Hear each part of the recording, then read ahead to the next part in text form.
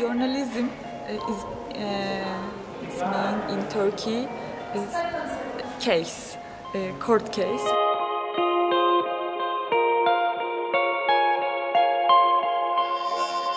Erdoğan wants to be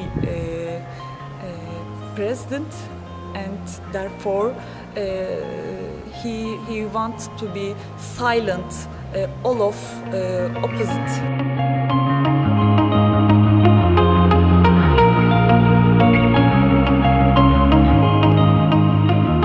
This is part of journalism in Turkey right now, and I'm addicted.